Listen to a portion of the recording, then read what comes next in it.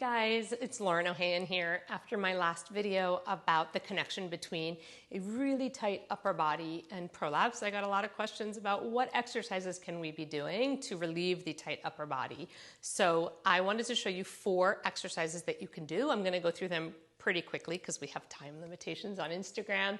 And just ask me any questions that you have. These 4 are amazing and super effective. The first one is to really mobilize the pelvis, because a pelvis that's really tight and rigid will affect the harmony of the upper body. You can't have a spine that has a lot of integrity when the pelvis is pulling it out of alignment. So you're going to come to lie on your back.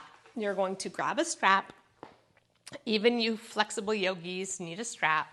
Trust me. And then bending your left foot knee, placing the foot on the floor, right foot is in the strap, and try not to have your pelvis tucked and dipped towards your face. So try to settle your pelvis onto the floor.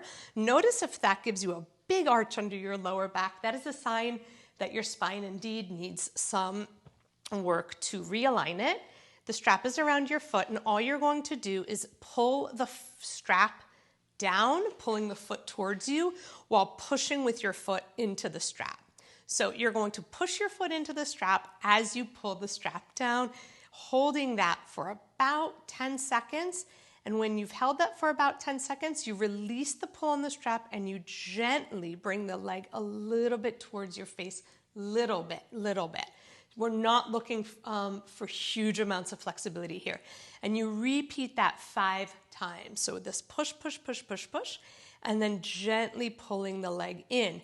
If you want to see the effect that that has had on your spine, do one leg only and then go ahead, take a walk around your house and notice how that one leg feels and your pelvis on that side might feel.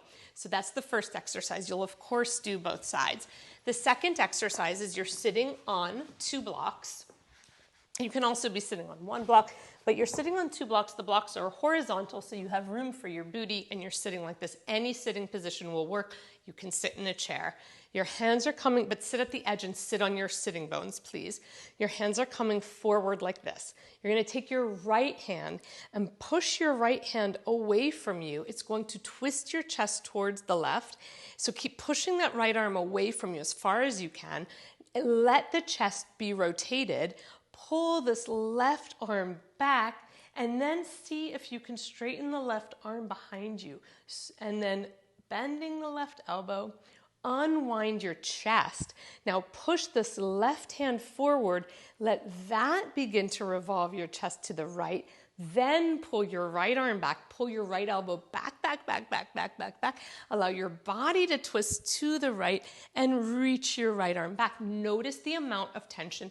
Don't let your shoulders pull in, roll in. Notice if twisting side to side is a challenge, and you might not be able to straighten this arm behind you without seriously compensating and rolling your hips. So that's okay if your arm can't get all the way back. So go to where you can go. It might be a different angle. Don't cheat the angle though, or you're just cheating yourself. So you'll do that both directions. Try to sit nice and tall, but don't let your hips rock from side to side. The movement should really be in the spine. Let's go to the next exercise. So in the next exercise, I want you to take your right arm out to the side, and I want you to hold your right hand like it's a door handle, a doorknob. And I want you to twist the doorknob forward, allowing the entire shoulder to twist forward as well. Now your palm is pointing up to the sky, and it's revolved. And I want you to turn the doorknob the other way and allow your shoulder doorknob to rotate back. So you're rolling your shoulder forward and back, but you're starting it at your hand and it's spiraling through the whole arm. Now, what I want you doing at the same time is pushing that arm away from you. So you start by pushing the arm away from you, become a door handle. So once you've learned the move, you don't need to hold your fingers rigid in the door handle position. In fact, better if your hands are outstretched, but you're really noticing and encouraging your shoulders to roll, noticing any tension you have there where your shoulders are like they can't roll and you have to do all this other stuff in your spine. If you do it like for 20 days in a row, I promise you it gets easier and your brain mapping to that part of your body increases. let's move to the last exercise. So with this last exercise, your hands are on the floor, your hands are on the blocks. You're gonna place your hands flat on the blocks, walk your knees away, and then allow your whole body to sink down and collapse. Great, that is not the move we wanna stay in. So keeping your booty open, so I want your booty to stay flared open, but I want your ribs and belly to move away from the floor gently. So you're in one straight long line.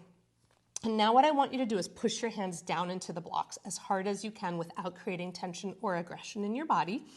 And then I want you to slide your hands back as hard as you can without creating tension or aggression in your body. And then I want you to see if you can look with your nipples forward. So can you look with your nipples forward? Good. Let's stop and talk about this for a moment. Some of you guys are uncomfortable with the word nipple. That's fine. What you can do instead is right above your chest, tap.